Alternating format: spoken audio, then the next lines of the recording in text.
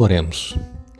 Querido Deus e Pai, estamos em Tua presença agradecidos pela vida, por mais um dia que estás nos concedendo e também agradecidos por este momento que vamos ter estudando a Tua Palavra. Uma vez mais pedimos que o Teu Espírito Santo esteja presente com cada um de nós, abrindo a nossa mente, nos ajudando a entender e a tomar decisões ao Teu lado, colocando em prática o que nós aprendemos em Tua Palavra.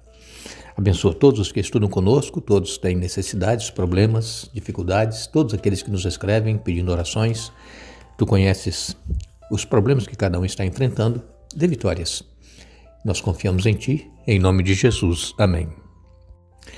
Continuaremos o estudo desta semana. Estamos continuando aqui na carta de Paulo aos Filipenses. E o estudo que estamos fazendo fala sobre nós brilharmos como estrelas na noite. Ontem nós citamos aqui que Jesus, ele se disse, e era a luz do mundo, mas ele também disse que vós sois a luz do mundo. Nós que o aceitamos, nós que decidimos abandonar as práticas pecaminosas e seguir um novo caminho, nós também somos luz do mundo e a nossa luz ela precisa brilhar.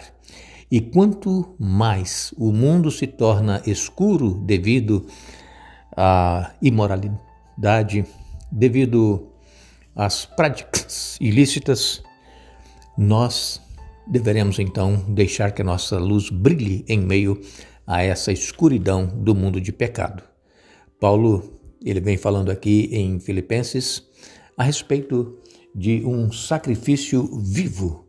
Filipenses capítulo 2 e no verso 17, Paulo escreveu: "Contudo, me alegrarei mesmo se perder a vida, entregando-a a Deus como oferta derramada, da mesma forma que o serviço fiel de vocês é uma oferta a Deus. E quero que todos vocês participem dessa alegria."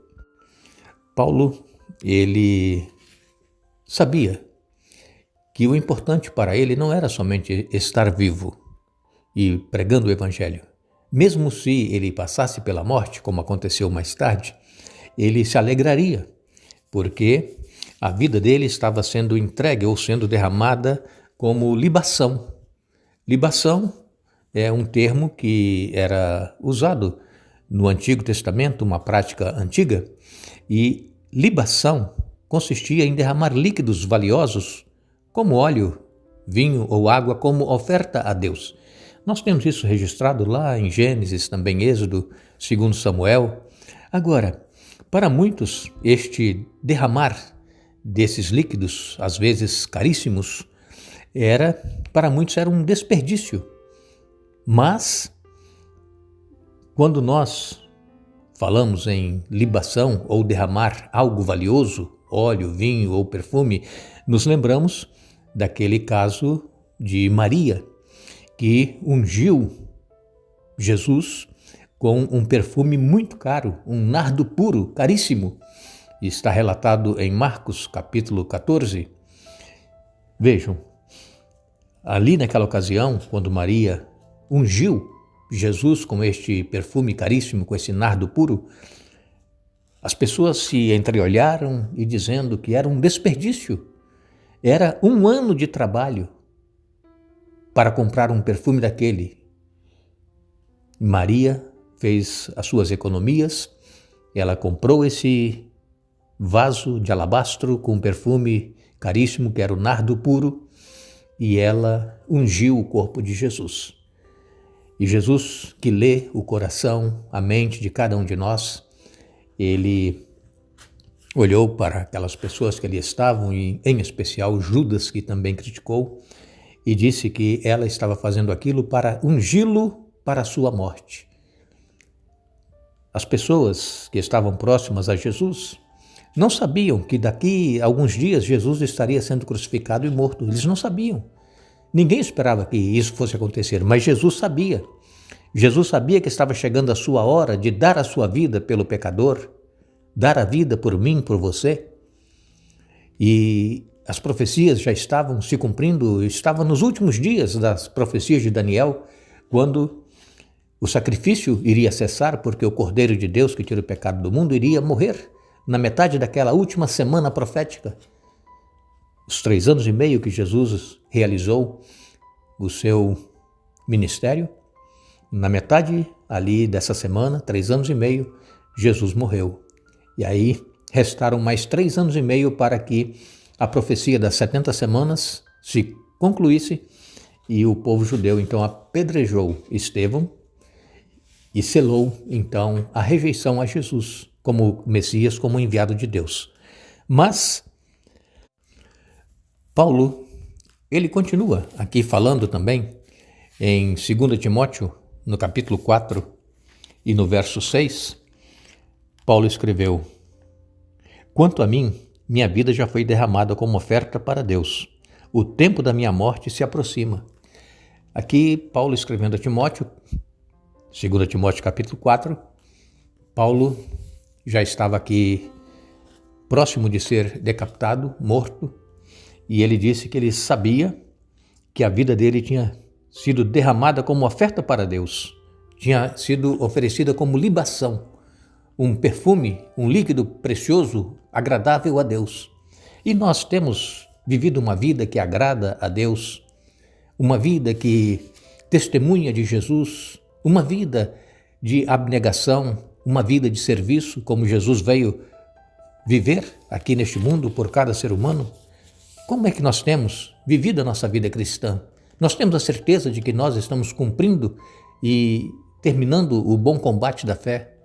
Ou nós ainda temos dúvida da nossa salvação e do que nós temos feito por Jesus?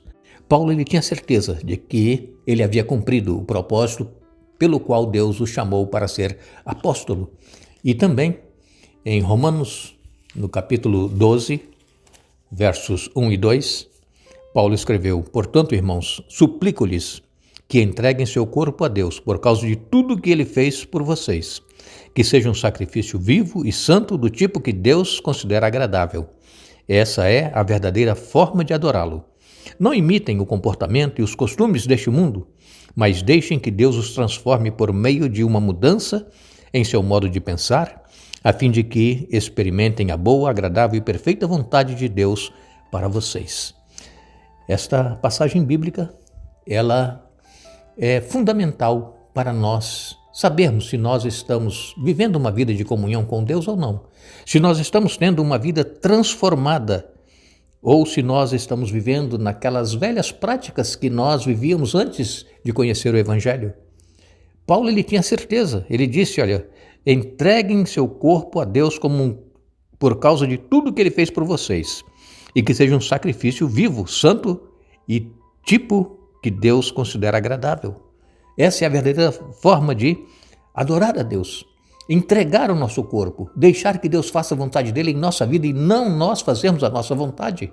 Então precisa haver uma transformação na nossa mente. Enquanto não houver essa transformação, nós vamos ter dúvida de que nós estamos fazendo a vontade de Deus e que nós estamos salvos. Somente quando nos entregarmos em sacrifício vivo para que Deus nos use conforme a vontade dele, para a honra e glória do nome dele, e a nossa mente for transformada, então nós teremos a certeza de que estamos vivendo uma vida de comunhão com Jesus e também que nós seremos eternamente salvos quando Jesus voltar. E ainda em 1 Coríntios capítulo 11, no verso 1, Paulo escreveu: "Sejam meus imitadores, como eu sou imitador de Cristo." Paulo, ele teve uma verdadeira conversão. Paulo teve uma verdadeira transformação de vida após aquele encontro que ele teve com Jesus lá na estrada de Damasco. Todos nós conhecemos a história. Paulo estava indo para perseguir cristãos, mas uma luz veio dos céus e o interceptou. Ele caiu cego e ele ouviu a voz dizendo: "Saulo, Saulo, por que me persegues?" E Saulo então disse: "Quem és tu, Senhor?" E ele disse: "Eu sou Jesus, a quem tu persegues." Paulo, a partir daquele momento, teve um verdadeiro encontro com Cristo. Ele teve uma verdadeira conversão. E quem sabe muitos podem dizer assim: mas nunca aconteceu algo assim comigo, de Deus me interceptar e falar comigo, não da forma como ele falou com Paulo, mas de alguma forma Deus ele tem falado conosco, comigo, com você. Deus ele tem mostrado se nós estamos indo pelo caminho certo ou o caminho errado. E nós é que precisamos tomar a decisão de fazer a vontade de Deus em nossa vida. Jesus, ele nos ama, Jesus, ele quer nos salvar. E Jesus quer que nós nos entreguemos a ele como um sacrifício vivo, uma transformação, um novo modo de viver, um novo modo de pensar. É o que nós precisamos ter em nossa vida. Se Paulo tivesse sido executado por causa de seu trabalho em favor do Evangelho, ele diz aqui, como lemos para vocês, em Filipenses 2,17, ele se alegraria. Por quê? Porque a vida dele estaria sendo derramada como uma oferta a Deus, como uma libação, que é o termo que é usado na maioria das versões mais antigas. Agora, Paulo, ele via o ato de entregar sua vida como um complemento adequado ao sacrifício e serviço dos crentes em Filipos, para os quais ele estava escrevendo essa carta. E Paulo sabia que por meio da fé, aqueles filipenses haviam decidido dedicar sua vida a Deus como um sacrifício vivo. E ainda em Filipenses capítulo 1, nos versos 27 a 29, Paulo escreveu: o mais importante é que vocês vivam em comunidade de maneira digna das boas novas de Cristo. Então, quando eu for vê-los novamente, ou mesmo quando ouvir a seu respeito, saberei que estão firmes e unidos em um só espírito e em um só propósito, lutando juntos pela fé que é proclamada nas boas novas. Não se deixem intimidar por aqueles que se opõem a vocês. Isso é um sinal de Deus de que eles serão destruídos e vocês serão salvos, pois vocês receberam o privilégio não apenas de crer em Cristo, mas também de sofrer por Ele. Essa foi a mensagem de Paulo aos Filipenses e também a nós hoje. Uma vida digna das boas novas. Que nós possamos permanecer firmes, unidos em um só espírito e sempre procurando fazer a vontade de Deus em nossa vida, porque nós recebemos o privilégio não apenas de crer em Jesus, mas também de sofrer por Ele.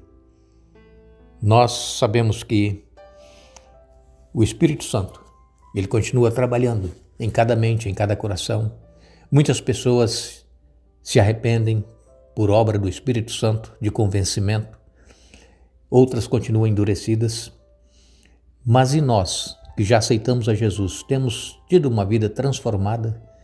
Temos vivido uma vida como um sacrifício vivo, como uma libação, como uma oferta ao Senhor? Ou nós temos procurado controlar a nossa vida e fazer a nossa vontade e não vivendo uma vida plena com Jesus? Que esses estudos nos ajudem a enxergarmos o que é que precisa ser transformado, mudado em nossa vida, para que possamos estar a serviço do nosso Senhor. Grandes sacrifícios pessoais, oferecendo-se como verdadeiros sacrifícios vivos. Aqueles pioneiros da fé trabalharam para espalhar o Evangelho. Será que nós também não deveríamos fazer o mesmo? Trabalhar e se entregar em prol do Evangelho? Sabemos que Jesus ele disse que o Evangelho do Reino seria pregado em todo o mundo, em testemunha a todas as gentes, e então virá o fim. E nós, que conhecemos o Evangelho e que somos membros da família de Deus, precisamos deixar a nossa luz brilhar, resplandecer, para que outros conheçam a Jesus e o aceitem em suas vidas. Que Deus nos abençoe, que Deus nos dê um bom dia. Retornaremos amanhã dando sequência ao estudo desta semana e que Deus continue abençoando a cada um de nós.